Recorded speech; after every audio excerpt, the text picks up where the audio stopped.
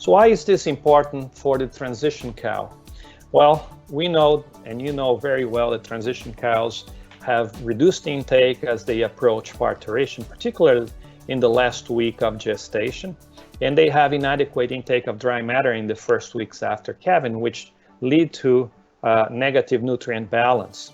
Because of the diets that we feed prepartum that typically contain a large amount of NDF, and in many cases very undigestible NDF, and because intake is low, it's no surprise that there may be a possibility for inadequate intake of essential amino acids because microbial synthesis is reduced because there's just less substrate in the rumen for microbial growth.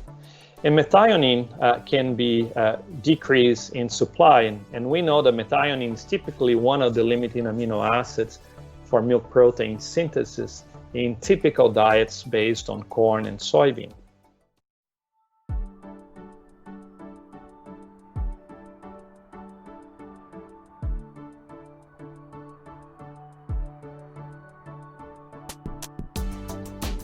So here's yields of milk and energy correct milk.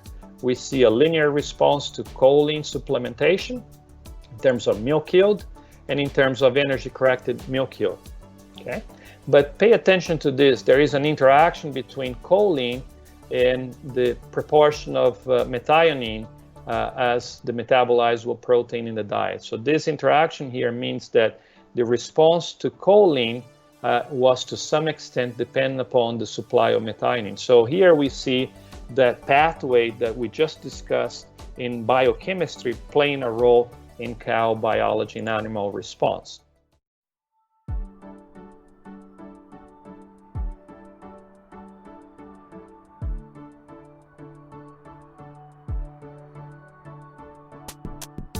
I mentioned to you that this was dependent upon supply of metabolizable methionine because we observed some heterogeneity in the response because the magnitude of response was dependent on supply of methionine. And this is how the data looked like.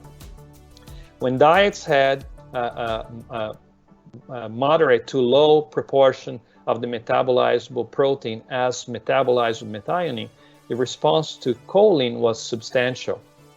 Okay, but when diets had a quite large amount of the metabolizable protein as metabolizable methionine, now the response to choline was still present but became smaller. Okay, and the same was true for energy corrected milk. So if we look at when metabolizable methionine was 1.8% of the diet, of the metabolizable protein of the diet, the response to 12.9 grams of choline ion was 2.1 kilograms of energy corrected milk.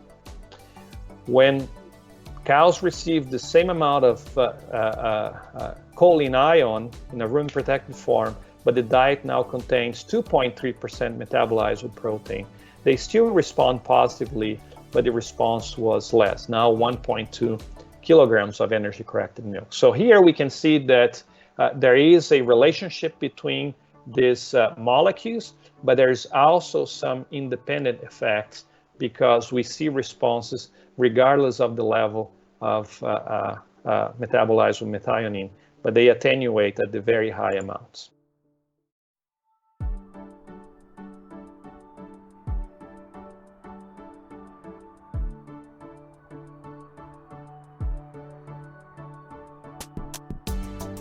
I'm going to show you the data on heifers, or first lactation animals. They were nulliparous cows before calving. Now they became first lactation. And in parous cows, the same system.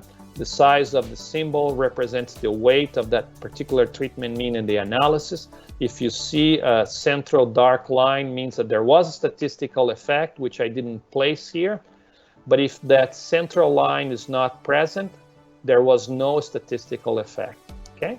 And the dashed lines connect the treatment means within an experiment. So to no surprise, as the intake of metabolizable protein prepartum increased, and our upper limit observed was 1,100 grams for the heifers, there was a linear increase in milk yield, in energy corrected milk yield.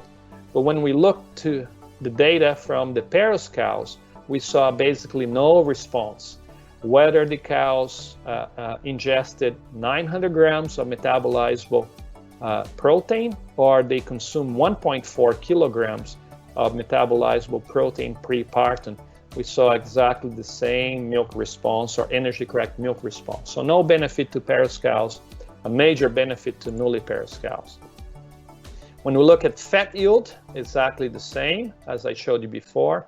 Protein yield exactly the same. So major benefit to nulliparous cows, and there are reasons for that. Not only they have a growing fetus, they are creating lean tissue, so they need to add muscle mass during this period. Whereas if we look at the parous cows, we saw no response in fat yield and a small response in protein yield that was only observed in the experiments that had cows producing more than 36 kilograms of milk per day postpartum. In experiments that had cows producing less than 28 kilograms of milk per day, we saw no response to supply of metabolized protein prepartum.